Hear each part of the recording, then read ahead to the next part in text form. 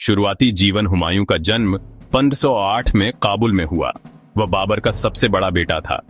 बाबर की मृत्यु के बाद 1530 में सिर्फ 22 साल की उम्र में हुमायूं दिल्ली का बादशाह बना।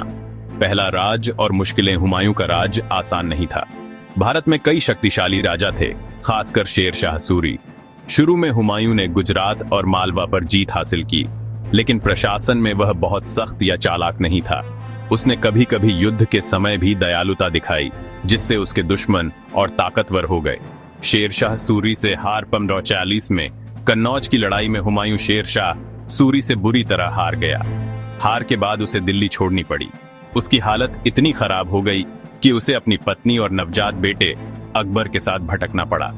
कहते हैं, एक बार जब हुमायूं भूखा प्यासा रेगिस्तान में भटक रहा था, तब एक किसान ने उसे पानी और रोटी दी। आज तुमने मुझे जीवन दिया। अगर मैं फिर से बादशाह बना तो तुम्हारे गांव को कभी तकलीफ नहीं दूंगा। ईरान में शरण हुमायूं ईरान के शाह तहमास्प के पास गया। शाह ने उसकी मदद की और उसे सैनिक दिए।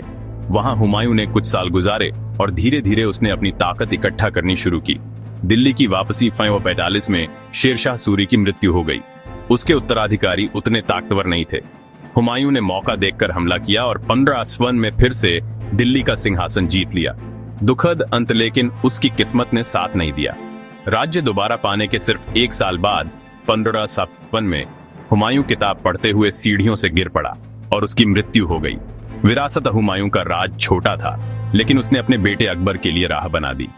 दिल्ली में उसका सुंदर मकबरा आज भी मौजूद है, जिसे बाद में उसकी पत्नी हमीदा बानो बेगम ने बनवाया। हुमायूं को एक दयालु लेकिन कमजोर शासक माना जाता है। हुमायूं की कहानी हमें सिखाती है कि कभी हार के बाद भी उम्मीद नहीं छोड़नी चाहिए। वह हारा, भटका, अपमानित हुआ, लेकिन हार नहीं मानी और दोबारा दिल्ली का बादशाह है।